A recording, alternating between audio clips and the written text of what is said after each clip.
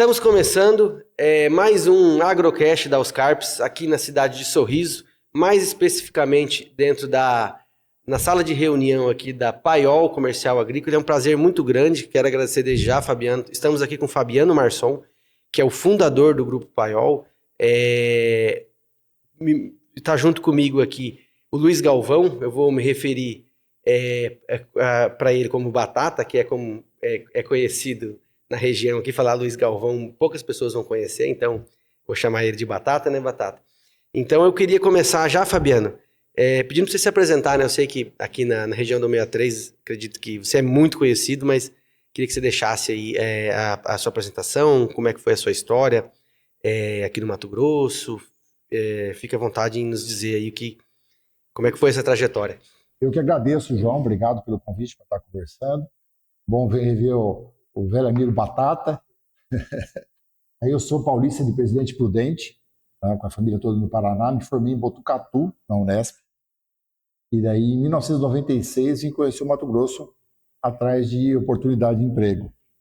Então, a gente que precisava crescer, minha família não é tão abastada assim, e eu sempre tive vontade de crescer com as próprias pernas. Então, eu vim atrás da oportunidade de crescimento, de mostrar serviço.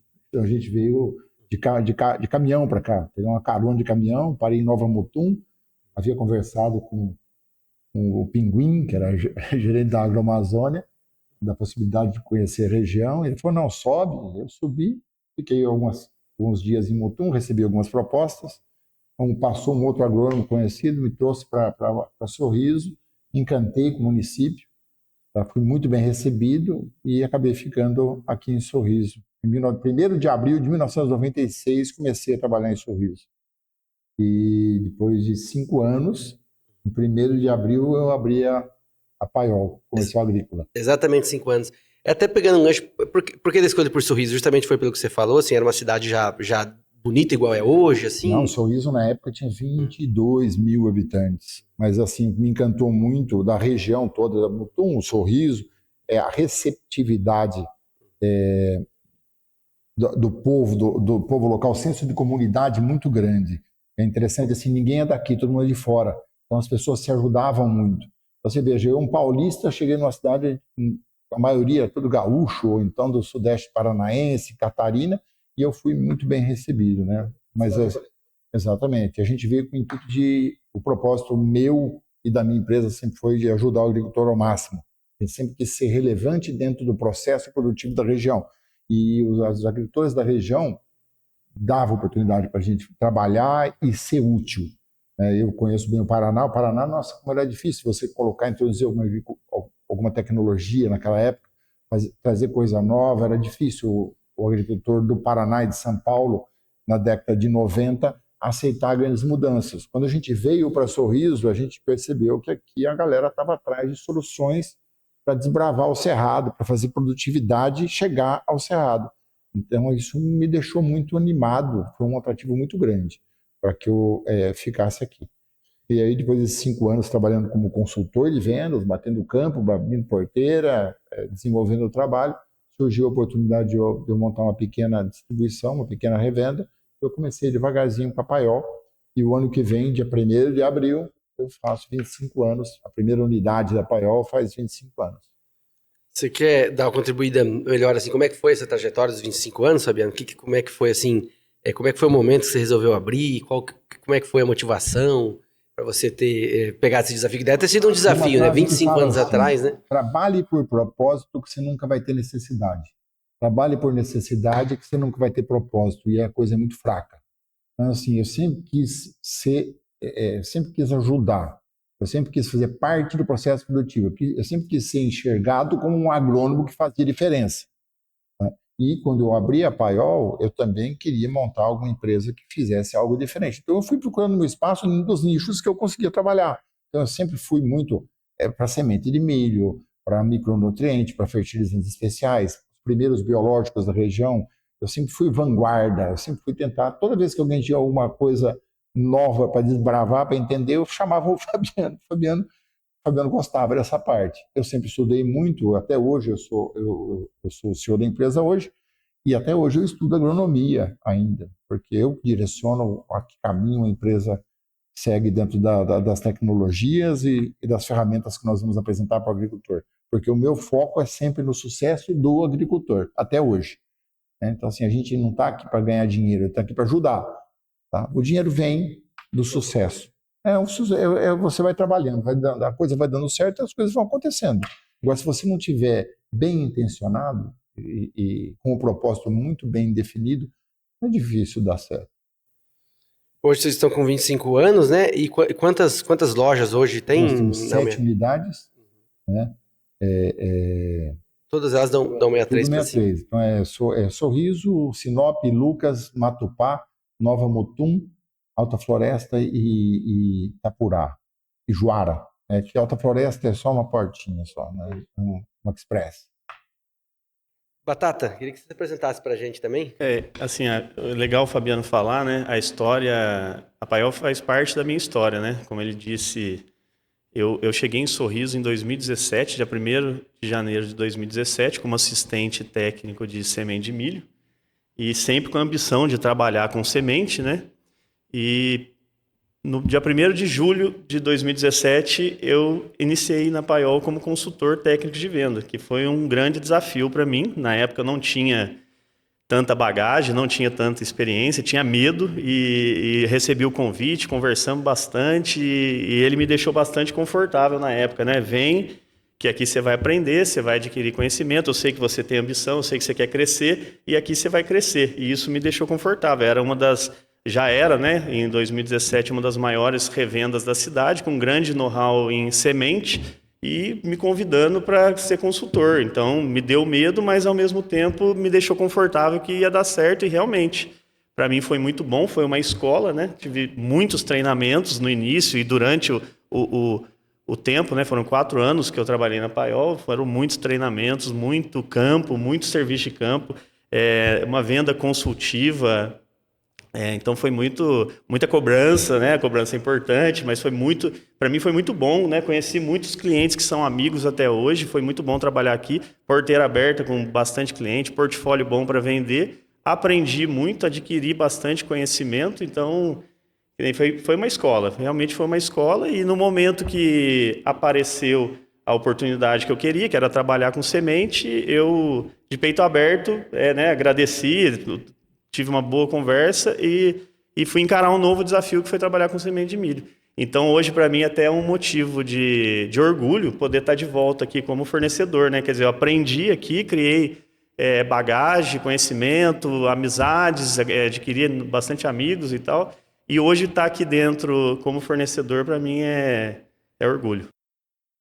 O bacana é que hoje, eu e o Batata, né, a gente está como representante comercial da Brevante, né?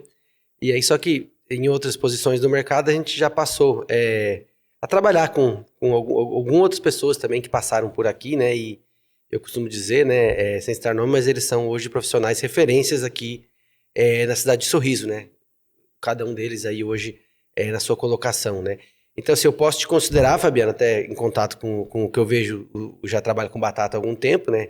A qualidade profissional que tanto esses outros, né? E eu sei que ele já me disse que assim como ele disse agora, que muito do que ele sabe, ele aprendeu aqui contigo, né? Então eu te considero hoje um formador de pessoas, né? Então eu queria que você me dissesse aí como que hoje eu vejo que é uma dificuldade, né? Achar bons profissionais, né? Conseguir replicar tudo isso que você falou que você queria levar para o campo, que as pessoas, né? Que hoje você não tem mais perna para levar para todo mundo, né? Então você precisa de ajuda, né? Então como é que você consegue replicar isso para conseguir formar boas pessoas, tanto esses que saíram, como a equipe comercial sua aqui, que é nível de excelência, né? A gente consegue ver a campo, que é referência aqui na cidade de Sorriso, né?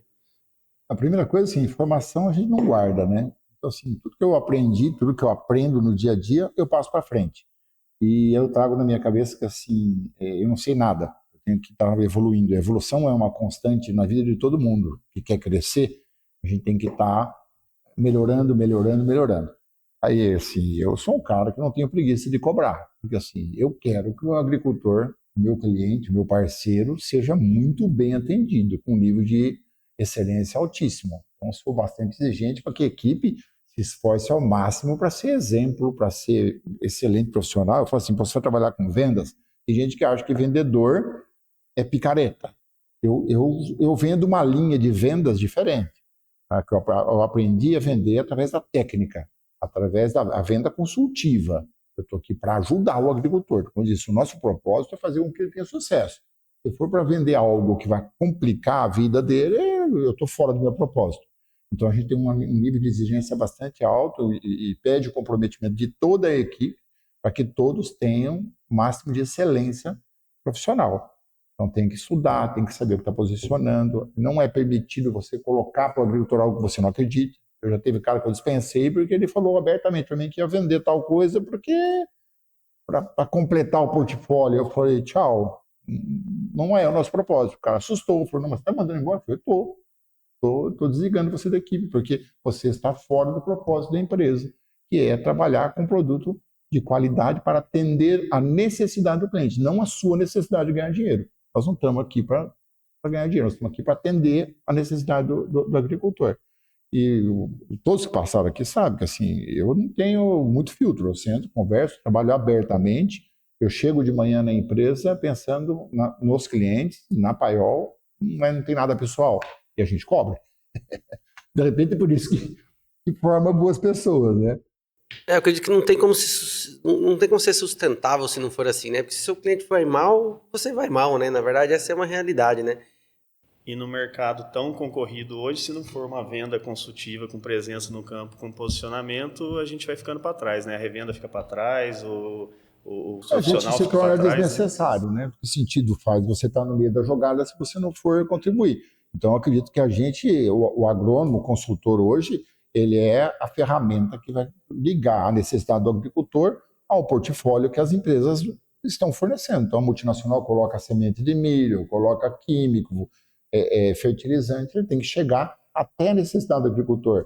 Essa pessoa, esse elo aqui no meio do caminho, que é o consultor de vendas, necessariamente não precisa ser um agrônomo, mas tem bons técnicos agrícolas aí, mas a pessoa tem que ter um pouco de conhecimento para estar posicionando de forma legal. E ninguém sabe tudo, porque tem dados mostrando abertamente, cada 5 anos, 40% do que a gente usava ou é modificado ou já foi.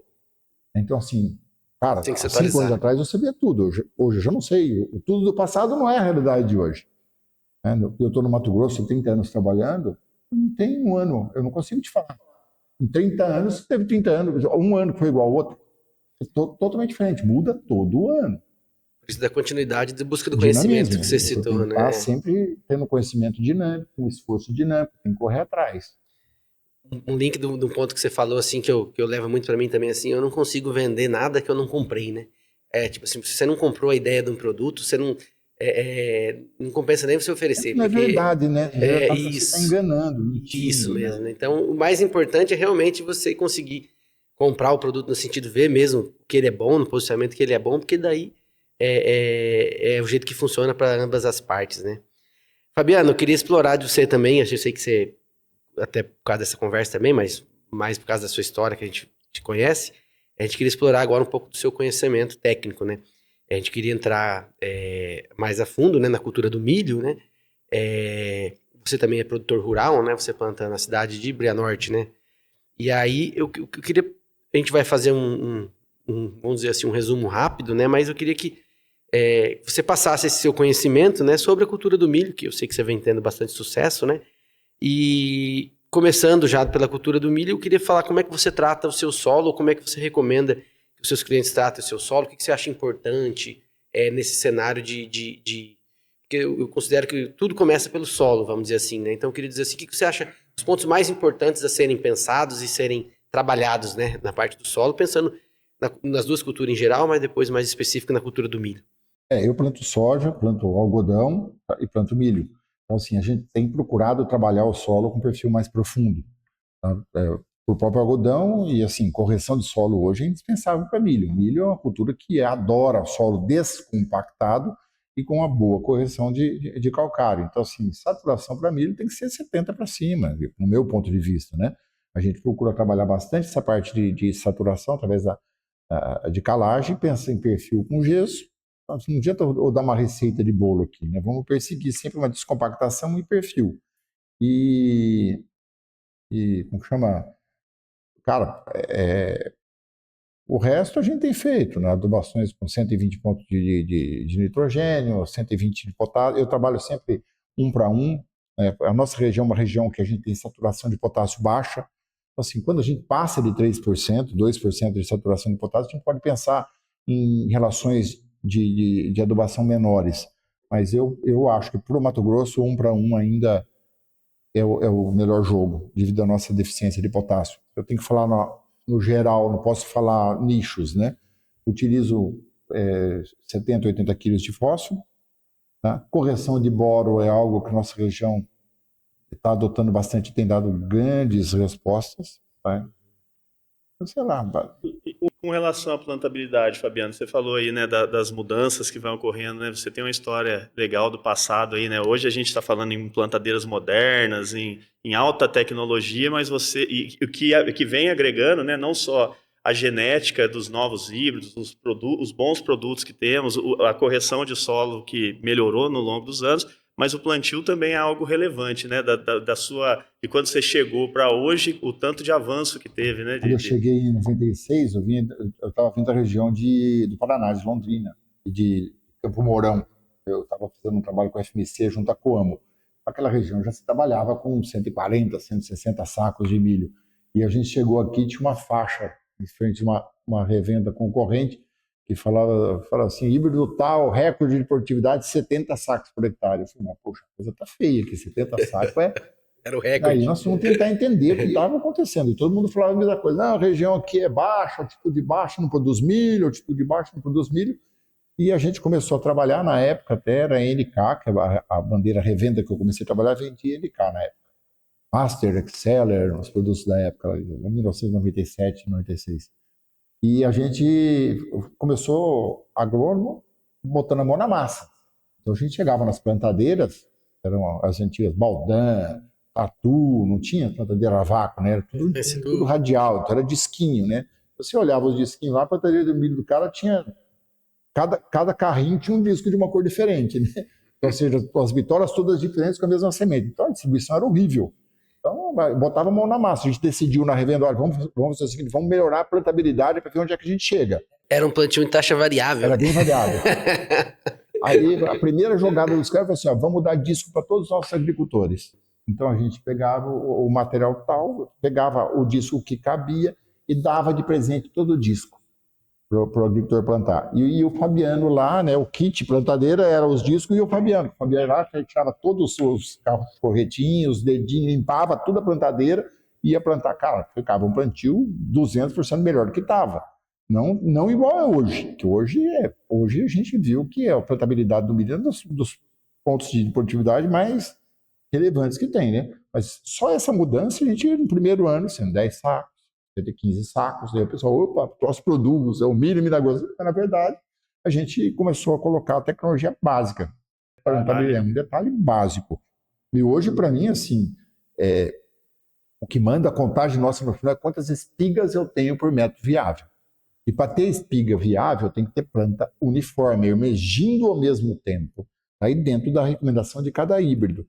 Então, um bom plantio hoje, tá? E mantendo a planta sem ataque de percevejo, porque a nossa principal praga hoje, até a sexta folha, é metade do jogo. Errou ali, então, assim, eu falo assim, teto produtivo acima de 150, você tem que chegar aqui, meu amigo, olha lá, 60 mil plantas, uma do lado da outra, tá? Sem pegada de percevejo. Tá? Depende do híbrido, vamos falar assim, 60 mil espigas tem que estar viável aqui. Ó. Conseguiu isso, metade do jogo ganho. Errou aqui, difícil consertar depois, né? Não tem milagre. É aquilo que você falou, né? Assim, é o básico bem feito, né? E fazer o melhor com o que o cara já tem, né? O cara tem uma plantadeira ali. Esses dias eu fui num produtor que falou assim pro funcionário, né? Falou, cara, essa é a plantadeira que eu tenho para esse ano e a gente vai ter que plantar com ela e eu quero plantar com você, que é meu funcionário, não quero trocar também, não quero trocar nada aqui.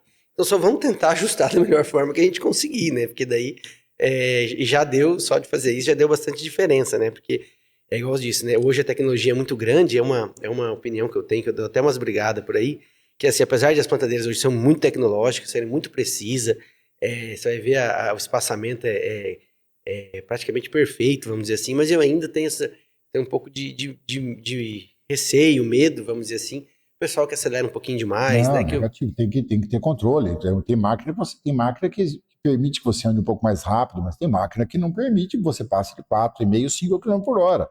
E a gente tem vários, no meio do caminho, a gente fez vários testes demonstrativos com agricultores que são mais abertos, né, e o operador não entendia essa questão. Então a gente foi lá e falou: vamos fazer o seguinte, planta nessa velocidade aqui, deixava o cara plantar.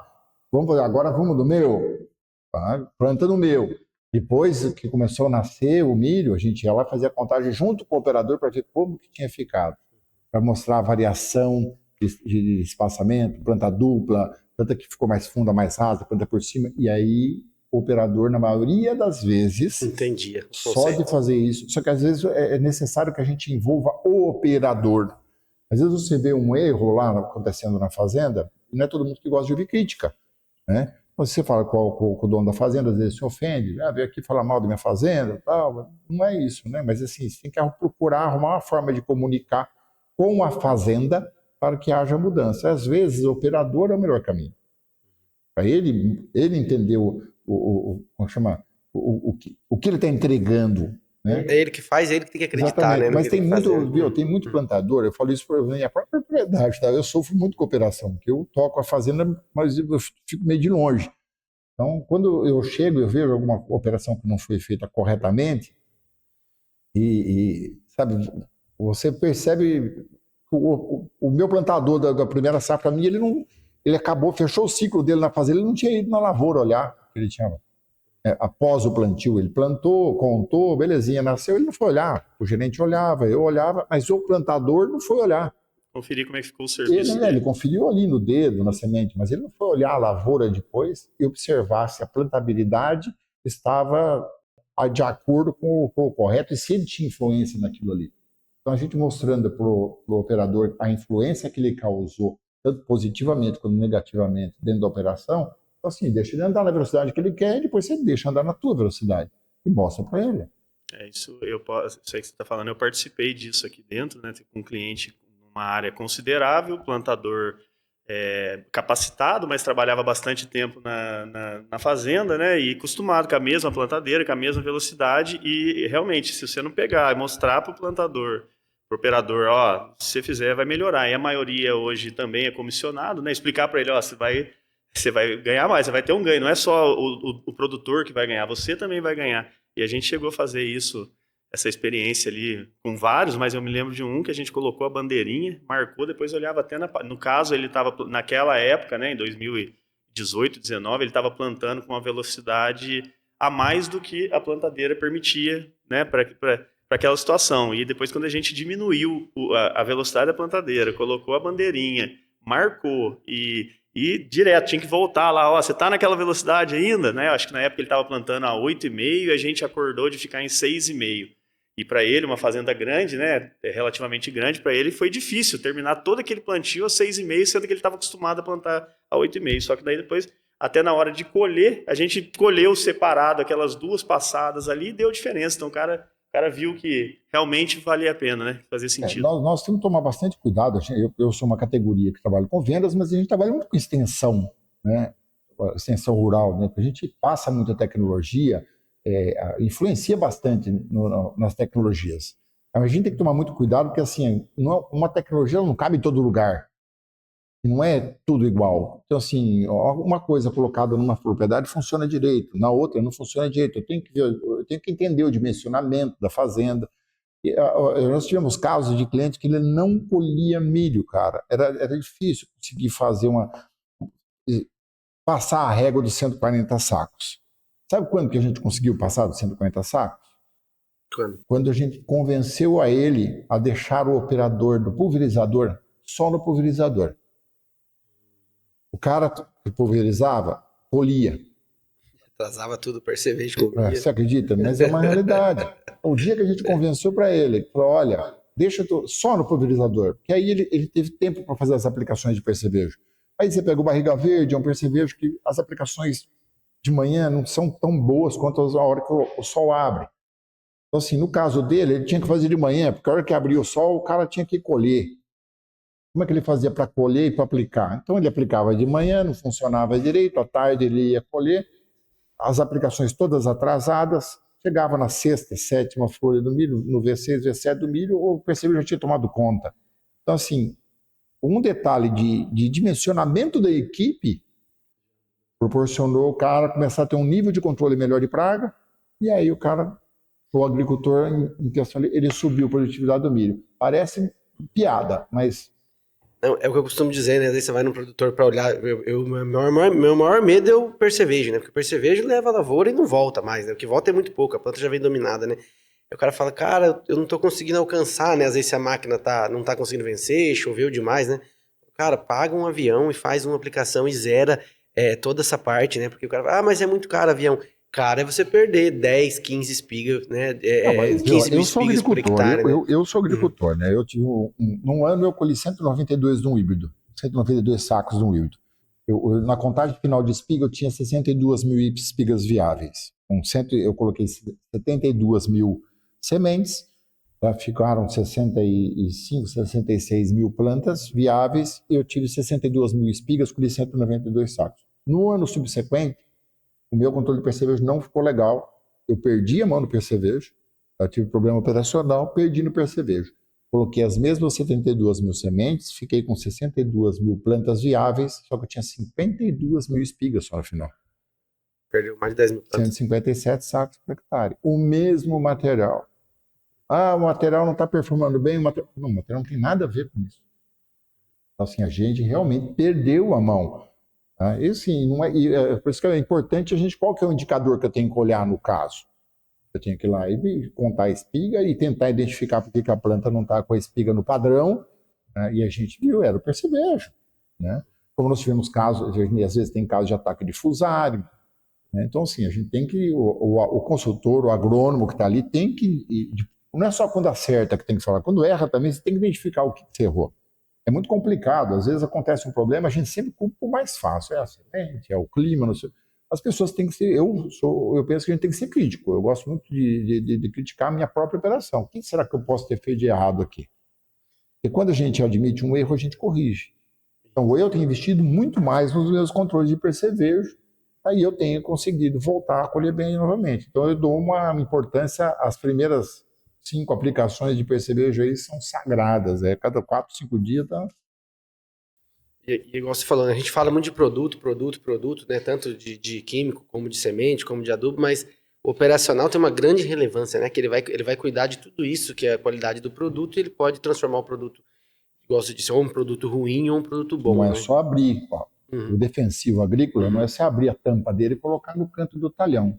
Tem que aplicar ele. E é uma coisa engraçada, né? Você pega as máquinas hoje que aplicam os pulverizadores, nossa, agora tá chique, né? Cabine linda, sonzeira, lá um som, ar-condicionado, banco almofadado. Mas a tecnologia lá na ponta, lá, cara, é mesmo, evoluiu muito pouco. Sim. Então, assim, se a gente não tiver um cuidado muito grande de estar olhando, estar dimensionando, descer e ver se a gota está caindo, o tamanho da gota que está aplicando, a gente erra muito. E eu vou falar para você, eu como agrônomo me preocupo muito com a tecnologia de aplicação. Na minha fazenda a gente erra bastante a tecnologia de aplicação. Tá? O tempo inteiro corrigindo, porque muda clima, você tem que mudar a ponta, você tem que mudar a velocidade, muda a cultura, ser mais aberta, mais fechada, e não é todo mundo que olha. Então eu, como vou pouco para cima, toda vez que eu olho, eu falo, dá para melhorar. Eu costumo dizer assim, hoje os produtos têm muito valor, né? Porque eles entregam muita coisa, um fungicida hoje, né? É essencial, não tem como não fazer. E aí, às vezes, uma economia num bico, como você falou, até às vezes uma limpeza uma regulagem. De bico, uma mistura mal feita de tanque com produto que não deve ser misturado, né? Horário de aplicação, né? Justamente, por isso que eu falo. Está descendo o produto? Não está descendo? A gota está muito grossa? A gota está muito fina? Está derivando? Estou aplicando meio-dia com... O bico é adequado para quê? Estou com um bico com gota muito fina, meio-dia sem adjuvante. Vai tudo embora. 40 graus. Não chega no alvo. Sobe tudo, né? Fabiano, queria eu sei que você vai ser professor nesse assunto aqui também, metilobactéria. Sei que você tem um contato já há mais tempo, você trabalha com esse produto, vem sendo falado muito no mercado, né? Eu vejo muito apelo e muita produto excelente, né? Mas eu queria ouvir de você, o que que você pode dizer desse produto aí, que igual você disse, é um produto novo, né? Você gosta de coisas novas, deve ser por isso que já deve estar no seu portfólio há mais É tempo. uma bactéria não obrigatória, né? Que ela ajuda a planta a absorver nitrogênio do ar. Ela coloca ali, como chama, nitrogênio dentro da planta de milho. Ela não é uma simbiose igual o Bradyrhizobia no soja, né? E a primeira bactéria da linha que saiu foi a Azospirillum, mas com uma eficiência muito inferior. Hoje, a metilobactéria vem com um nível de incorporação de nitrogênio na cultura do milho, do soja e do algodão muito grande. Falam até em 100 quilos de nitrogênio, né, de eficiência. Que ela fixa para ela pode fixar na planta. Até 100 quilos ela pode fixar na planta. Isso aí é um ganho muito interessante para a gente, né? Eu vou ler o quanto custa hoje um quilo de nitrogênio elemento, e isso aí vem com um custo muito baixo, né? O custo de tecnologia é muito baixo, perto do que ela entrega. E a gente tem colocado lado a lado uma das formas de convencimento das tecnologias que a gente mais aplica são os famosos lado a lado, macroparcelas, com e sem, com e sem. Então, assim, a gente tem tido sucesso gigantesco. No soja, só na minha fazenda, eu tive área de 3 a 6 sacos de soja. E engraçado, o soja mais precoce e resposta maior. Eu tive 6 sacos de ganho numa 2370 do TMG, material de 100 dias. Então, E o bacana... E o bacana é assim, né, que todo mundo, né, costumava dizer, vamos fazer no milho, porque o milho responde mais, lógico, é uma resposta mais combustível. O soja não precisa, existe o pessoal fala, né, não, o soja faz o nitrogênio dele, né, mas pode dizer que não é bem assim, né, Fabiano? Na verdade, a soja é muito mais difícil de ter essa resposta, né? O milho talvez seja mais fácil. Você coloca no milho qualquer agrado que você fizer, qualquer cuidado que você fizer no milho, ele responde mais. A gente trabalha né? 60, 70, 80 sacos. O milho a gente tem trabalhado com nível de 180, 190, 200 sacos. Então, assim, é o dobro, né? O incremento é maior no milho. 15 sacos, 20 5% sacos. de incremento hoje seria 7,5 sacos numa cultura de 150. No soja seria 3 sacos, né? Então, assim, talvez chame menos atenção. E também tem muito isso do pessoal falar assim, o soja faz o próprio nitrogênio, mas ele chega uma hora que tá tudo morto, os nódulos, né? Assim, você vê que ele não faz o que ele precisa, necessidade que realmente soja precisa de nitrogênio, né? Então Hoje a gente tem que fazer conta do balanço total, né? Você veja quanto a soja precisa de nitrogênio, que o milho precisa de nitrogênio, dependendo dos níveis de produtividade que eu estou alcançando, eu estou com um balanço negativo. Aí eu fico dependendo de nitrogênio que está no solo. Mas o nitrogênio que está no solo, eu dependo de umidade, de clima, de raiz para conseguir puxar. Então, quando eu posso ter uma ajuda de uma bactéria que está ali na folha trabalhando, né, de graça não, porque eu tenho que de graça da natureza, né? Ela faz um trabalho para a gente. Às vezes a planta está lá no final, por algum estresse, eu perdi a nodulação. Se eu tenho a metilobactéria trabalhando, eu tenho um ganho grande energético, um ganho grande de nitrogênio. E aí você falou, né? Às vezes o cara usa 100 quilos de N, né? E olha, às vezes eu já vi acontecer, né? 160, 170 sacos, né? Se for fazer essa conta, não fecha, né? Então tá tirando nitrogênio de algum lugar e, consequentemente, deve faltar para a próxima cultura, né? Por isso que hoje nitrogênio e nitrogênio no solo, hoje você não consegue mensurar, né? Porque a análise de solo quanto a nitrogênio ela não é confiável, né? Na planta sim, mas no solo não. Então é muito isso. Você tem que estudar a extração e ver se você tirou muito milho com menos, você vai ter ser prejudicado nas próximas culturas, vamos dizer assim. Né? Trabalhando, eu gosto de fazer sempre análise de solo, análise de folha, eu sempre comparo análise de solo com análise de folha. O solo eu faço um pré-diagnóstico, a folha eu vejo se o que eu estou aplicando está realmente chegando lá ou não.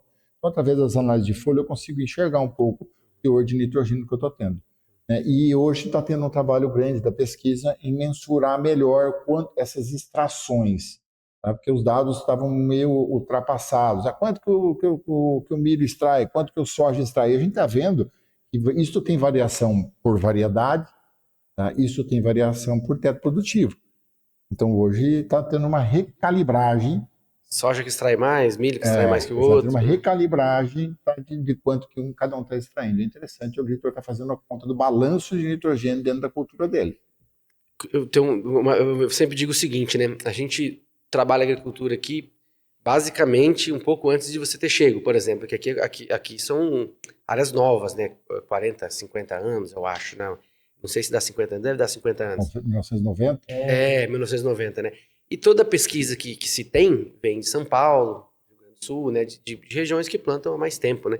E aí tem coisa que, igual você disse, né? Que o Brasil é um continente, né? Então, o que serve para São Paulo, às vezes não tem nada a ver Já aqui. mudou bastante, né? Você pega até quando você fala em calagem, antigamente o sistema que a gente usava o boletim 100, não cabe nada para cá disso aí. Hoje a gente já trabalha com nível de adubação de calcário, né? De correção de calcário no solo muito acima do que a metodologia que a gente trabalhava lá embaixo. A gente vê que não tem problema eu trabalhar com 6, 7, 8 toneladas de calcário. Antigamente, meu amigo, era 2 toneladas e olha lá. O pessoal tinha medo, né? Vai manchar Não, meu solo. Morria de medo, vai jogar todo o potássio pro ar. E era o conhecimento que se tinha, né? Tipo, agora você falou saturação é mais de 70, né? Quando eu cheguei no Mato Grosso também, o pessoal falava, não, 150, 60, senão a soja não responde. Mas é a grande vantagem do agricultor mato-grossense. Ele é muito aberto à novidade, a estar testando. Mudança, né? Isso aí não é uma característica de todo o nosso país. Tem regiões muito mais difíceis de você estar colocando as tecnologias quanto aqui. Aqui o agricultor do Mato Grosso, a gente merece muito respeito por isso. Ele gosta de testar, ele gosta de quebrar barreira. No total deles, assim, é impressionante. Vamos puxar outro ponto, Batata. Fungicida, né? Antes de falar de fungicida, acho que se pudesse discorrer o que você acha que é as principais doenças do milho, né? Que a gente tem hoje aqui no cenário do Mato Grosso. E o que você tem feito aí para sanar esse gargalo? Endocarpela, né? Toda da diplódia é o bichão, né? Mas tem várias outras. Eu me preocupo muito com doenças de solo, tipo Fusarium macrofomina, tem crescido bastante. Então a gente tem isso não é só fungicida que resolve, então eu tenho que ter descompactação de solo, eu tenho que estar observando um bom tratamento de semente para tentar diminuir essa Fusarium. Eu gosto muito do controle biológico de tricoderma, responde muito no milho, tá? E diminui bastante a macrofomina. Então eu recomendo muito para que os agricultores utilizem tricoderma no solo. Macrofomina e Fusarium também ou mais focado em... Os dois. Os dois. Os dois. A macrofomina tem efeito nos dois. Tá? É um controle biológico, ele não vai zerar, mas ele vai entrar para competir com essas duas doenças. É um fungo que vai competir com outro fungo e vai diminuir essa intensidade dessas duas doenças que tem aumentado bastante. Tá? Agora, eu acho que o grande vilão é a Estenocarpela, né? Que é a famosa diplódia. O que a gente tem feito mais? Antecipar essas primeiras aplicações do Estrubimix, da estrubirolina com triazol, né? E aumentar a bateria, fazer 3 a 4 aplicações no mínimo. Gosto muito de trabalhar o tiofanato metílico junto para ajudar. Tá? Não, sozinho não recomendo, mas junto na mistura do Estrubimix. Compor, né? Tem uma tendência de aumento de uso da carboxamida, trabalhando no cedo, antecipado. Tá? Gosto também. Acho que o principal é assim, antecipar as aplicações e a observação de campo a partir da segunda ou terceira aplicação para ver quem está evoluindo e quem não está evoluindo. Tem muita coisa de biológico vindo aí para ajudar, para somar. Então, os bacilos têm dado bons resultados. Né? É basicamente isso. Eu acho que é isso. As moléculas, né, os fungicidas vêm evoluindo também, né, ao longo dos anos. Gosto muito da indução de resistência. A questão do tricoderma, como você falou, a gente também nota esse agregando bastante valor. E importante também a questão de não usar uma vez só, né? O produtor ter isso, que você tem que estar repondo aquilo, usar na soja, usar no milho, de repente fazer mais de uma aplicação no milho, né? Que sistema, com certeza né? No sistema. A questão da bipolares também, acho que é outra doença que mudou bastante, né? Antigamente a gente tinha bastante a questão da ferrugem, né? Hoje eu acho que bipolares, a ferrugem praticamente desapareceu, hoje é uma seleção por material, né?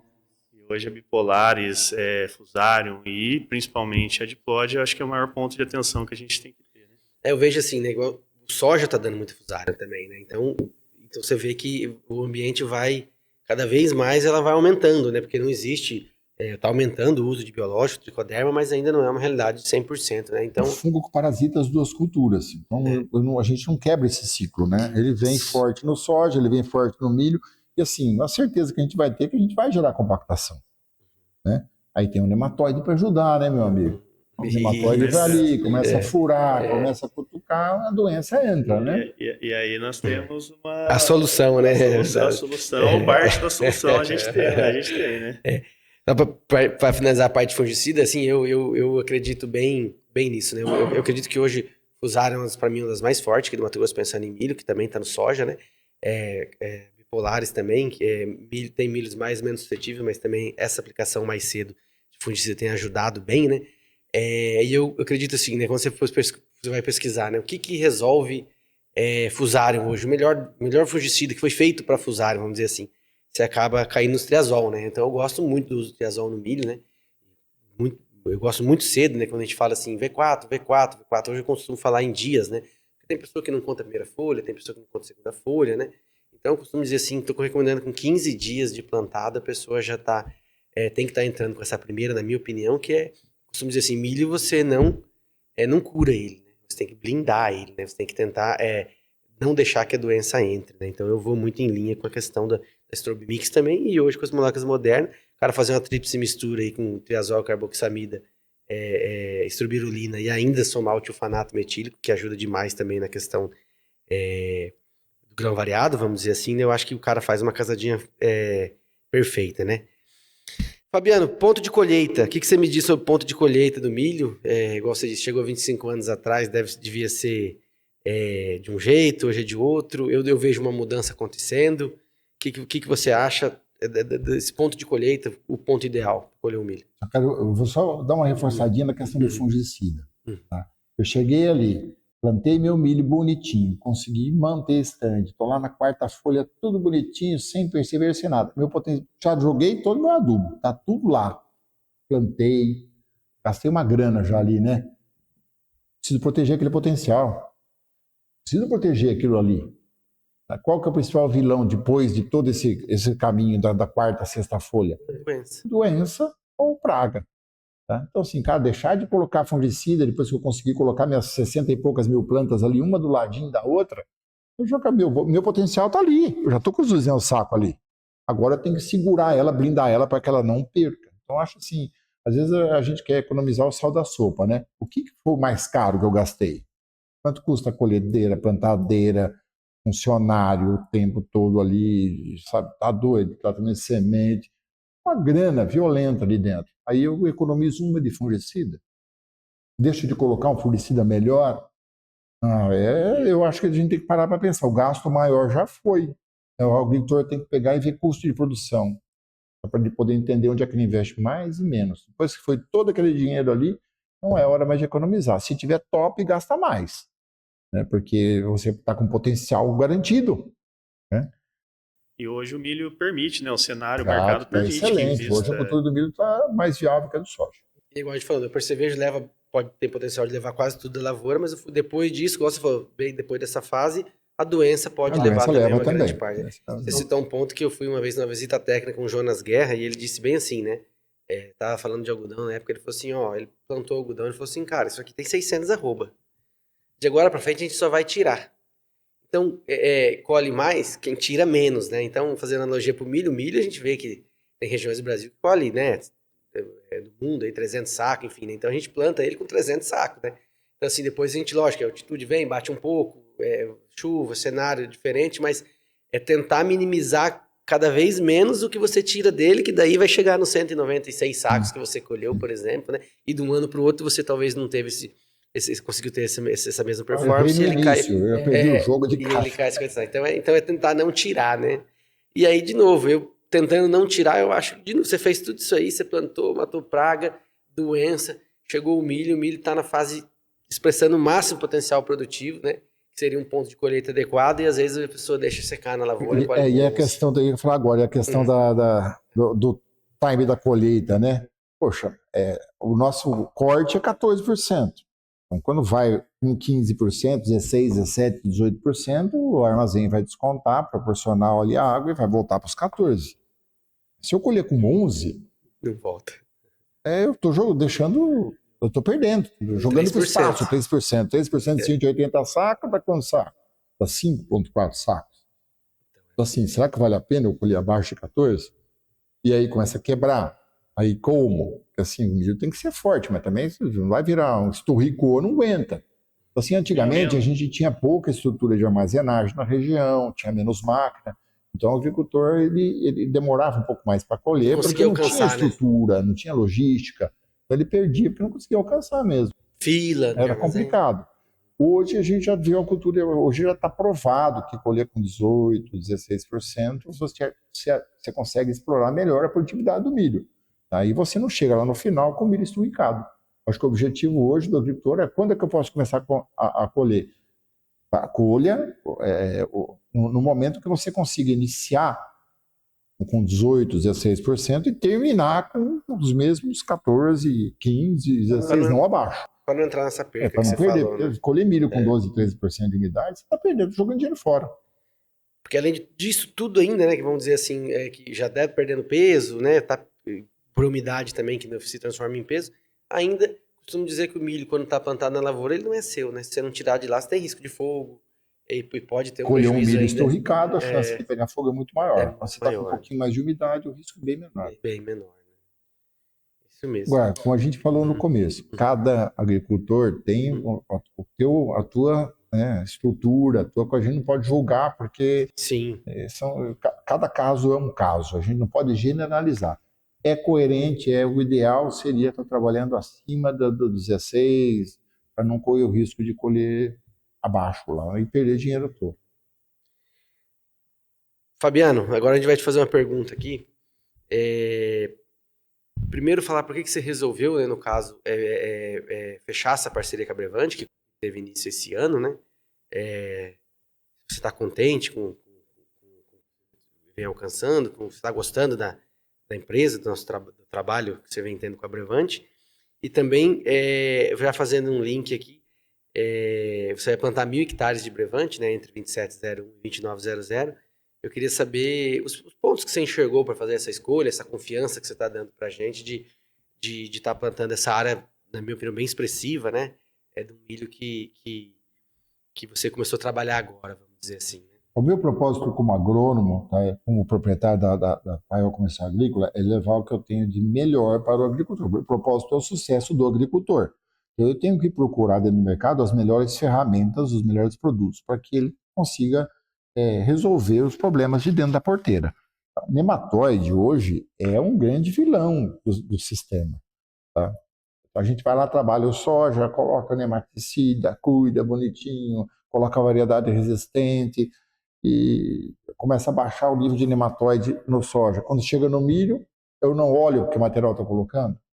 Às vezes eu coloco o material olhando só a produtividade e esqueço que eu posso estar colocando um grande multiplicador de nematóide de galha, um grande multiplicador de patilencos, um grande multiplicador de outros nematóides. Então, assim, eu tenho que tomar um cuidado com isso aqui.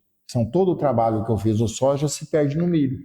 E isso está acontecendo. Então a gente tem visto que a gente trabalha forte aqui e depois eu multiplico lá. E o nível de nematóide de galha está crescendo absurdamente dentro das áreas de sorriso.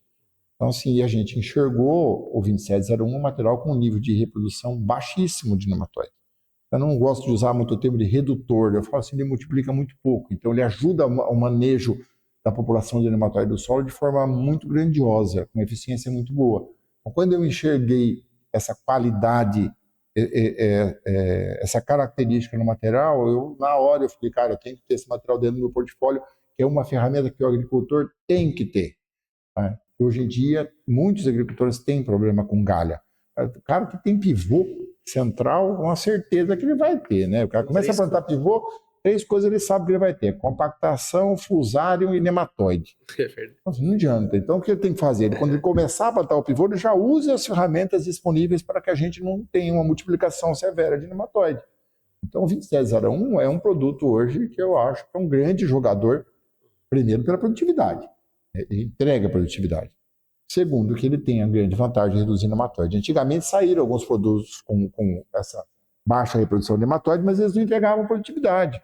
E hoje o 2701 entrega produtividade e é muito bom para manejo de nematóide. Então, o agricultor que tem problema com nematóide, principalmente os javânicas e os incógnitas, que são os nematóides de galho, ele não pode deixar de ter o 2701 dentro do portfólio de milho. É bem isso que você falou, né? Eu lembro que uma vez se ia atrás já de milhos com baixo fator de reprodução, né? E aí, só que era como se fosse abrir mão, né? E era resistente à produtividade também. Porque ele era resistente à produtividade também, então você tinha que... Só que mesmo assim ele era plantado, né? Porque o pessoal e alguns produtores já enxergavam o problema. Desde que eu venho trabalhando com milho, hoje é o primeiro milho que eu enxergo, é o primeiro híbrido que eu vejo, assim, que tem, na minha opinião, a maior caixa do mercado, com baixo fator de reprodução demandada. No caso, pela nossa pesquisa aqui, ele é abaixo de 1, né, tanto para tilencos como para as duas galhas. Eu acho que é uma grande ferramenta. O 2701 tem uma grande vantagem. A produtividade unida ao manejo de nematóide. E além disso, né, igual você disse, continua tendo que ser ainda, igual vocês estavam falando de tricoderma, continua tendo que ser um manejo, né, porque a Fundação do Rio Verde fez um teste com o nosso nematicida, por exemplo, onde ele pegou a semente com e sem o nosso nematicida que vem no nosso tratamento de semente, e ela viu que o melhor resultado se expressou conforme ela ia repetindo os testes em cima da mesma área, né? Então, o primeiro ano foi um saco de soja, já no segundo ano tratando soja e milho, só cresceu muito a resposta, né? Que é aquilo que você falou, né? Se você cortar o manejo do solo, a tendência o nematóide é muito forte, é voltar e a população dele explodir, vamos dizer assim, né? Então, você tem um milho, um híbrido que tem um fator de redução de nematóide dos 3 principais nematóides, com mais um tratamento de semente muito robusto para nematóide também, você acaba fechando o cerco para essa cultura. E aí eu queria complementar, o Batata tá no nosso grupo, o Wagner, que trabalha com a gente, né, ele teve essa semana uma visita, um produtor que mostrou uma foto para ele aérea, onde foi plantado o B2701, tinha uma estrada no meio, do outro lado foi plantado um outro híbrido, né? E aí o soja, ele nem levantou a plantadeira, plantou atravessado, assim. E a mancha que o soja está mostrando, onde tinha outro híbrido, é muito maior do que... Praticamente não tem mancha onde tinha o B2701, vamos dizer assim. Tem produtos de milho que multiplicam 4, 5, 6 vezes o nematóide. Sim. Isso aí complica, né? Às vezes o produtor está procurando uma variedade de soja com uma resistência nematóide, está usando o nematicida na soja, está fazendo o manejo e não está olhando o milho e está multiplicando. Sendo que tem uma opção de milho de alta caixa produtiva que reduz. Tem que pensar no manejo total, não só na cultura do soja. Hoje em dia a gente tem que trabalhar com a dobradinha. Então eu cuido do nematóide no soja, tem que cuidar com o nematóide no milho também. Isso, para chegar a alcançar o sucesso. Então a gente fica contente, Fabiano, você ter acreditado no B2701 na sua fazenda, né? Mostra que realmente você acreditou, né? Então eu acredito que... Hoje 50% da área da minha fazenda vai ser do 2701. Por causa do potencial produtivo, eu tenho bastante nematóide na minha área e ele vai ajudar bastante a gente. E você vê que interessante, né? Que a gente está falando de uma fazenda lá em Brianorte, né? Uma região, embora seja a mesma região aqui dentro do Mato Grosso, mas nós estamos falando de, vamos dizer, 300, 400... e pensar na minha região de atuação hoje aqui, Sorriso, indo para Vera e Feliz Natal, onde o 2701 também performou muito bem, também entregou isso para o produtor, essa questão do nematóide, produtividade, tudo aquilo que eu acho que o 2701 hoje dispensa comentários, né? A gente tem visto, a gente presenciou diversos bons resultados, tanto em teste como em áreas comerciais do 2701, e você vê 300, 400 quilômetros de distância, com situações diferentes, né? Duas áreas opostas em localidade, e lá também muito... Estabilidade no material. Estabilidade produtiva, responsiva ao investimento. A gente teve diversas áreas lá também, em Feliz Natal, com um bom investimento, que ele respondeu muito bem, agregou. E fora, né, 2701, a gente tem hoje o 2900, que para mim também, né, entrando esse ano na Brevante, eu preciso testar, conhecer melhor esse material, comprar o material, né, preciso entender melhor ele, e como a gente pega Feliz Natal hoje, a gente fala em torno de 30%, 35% de repente de áreas mais mistas ou arenosas, e que hoje o produtor está investindo mais, né, que antigamente, há pouco tempo atrás, era menos adubo, não tinha essa correção que a gente já falou antes, e plantavam milho mais barato, o milho valia menos e tudo mais. Com o cenário que a gente vive hoje, o produtor precisa e quer produzir mais, e veio colocando outros híbridos, aumentando, melhorando o manejo. E eu falei, eu preciso testar o 2900 também nessas situações, né? E eu tive a grata surpresa, né, nessas áreas, nem tanto surpresa, que a pesquisa já vinha mostrando isso, eu fui meio direcionado para isso, né, um híbrido novo, relativamente novo, mas nessas áreas mistas ou arenosas de bom investimento e com boa janela de plantio, foi onde eu tive os melhores resultados com o 2900. Enfim, no alto investimento, no talhão bom, ele respondeu e tem um teto tão bom quanto o do 2701. Mas nessas áreas mais marginais, mas com bom investimento, com uma boa correção, aquela área que o produtor já está tirando resultados melhores, com híbridos de caixa alta nesses talhões, a gente colocou o 2900 e os resultados foram fantásticos, foram muito bons para a região, né? Cliente, vamos dizer assim, de repente num cenário que o cara está acostumado a colher 120 sacos, ou o material, o padrão fazenda estava dando 120, ele dava 130, 135. Aonde o cara tirou 140, ele dava 5, 10 sacos a mais, entendeu? Então a gente conseguiu ter esses bons resultados e, consequentemente, expandir a área de 2900 na região de Vera e Feliz Natal. E aí, voltando um pouco, né, puxando um pouco o que o Fabiano falou, a questão da umidade de colheita, a casadinha dos dois faz sentido, porque a gente fala no 2701 aí precoce, que seca rápido e que o cara vai, de repente, colher ali, começar a colher com 16 de umidade. Você tem um 2900 plantado na sequência e que tem um ciclo um pouco maior que o do 2701, a hora que chegar no 2900 plantado ali no meio, fechamento de plantio, ele não vai estar colhendo o milho esturricado, né? Um milho seco demais. Tem uma tecnologia que permite plantio mais tarde também, que é... Pois é bem lembrado, né? Essa tolerância a estresse hídrico que ele tem. E esse ano, essa safra 25 foi um ano que foi muito bom de chuva, né? Mas embora talvez até, acho que tem muita relação essas áreas mais serenosas, os resultados ter sido ainda melhores por conta disso.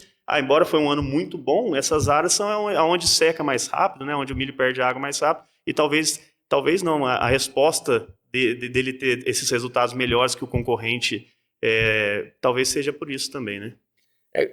Costumo dizer assim, né? O fechamento nosso mudou, né? Uma vez o fechamento nosso praticamente de milho era para cobertura, né?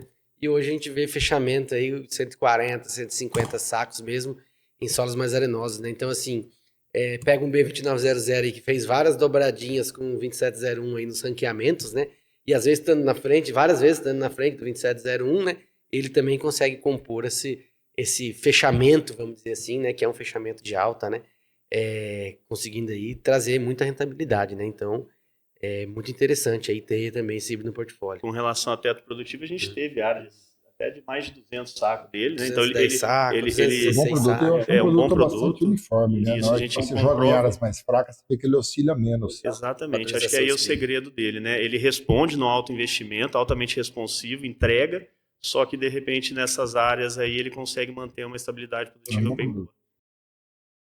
Fabiano, o que a gente pode esperar da Paiol aí para os próximos anos? Eu queria que você dissesse para nós aí como é que está sua missão aí de estar conduzindo com excelência, qual você vem conduzindo, qual que é o seu planejamento aí, o que você tem para nos dizer que a gente pode esperar da Paiol para os próximos anos? A gente quer continuar contribuindo com técnica para o agricultor, com o propósito de fazer com que o agricultor atinja cada vez mais produtividade de forma sustentável.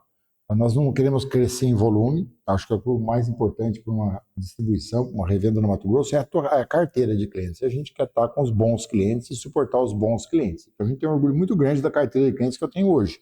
São bons clientes, os caras que honram o compromisso e que estão sempre buscando produtividade. Então, a nossa intenção é continuar fazendo esse tipo de trabalho, tendo bons parceiros, bons fornecedores com tecnologia, tá?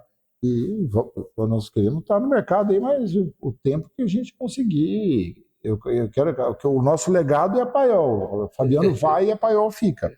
E espero que com os mesmos fornecedores que a gente tem hoje, que são bons fornecedores. A perspectiva que a Brevante hoje...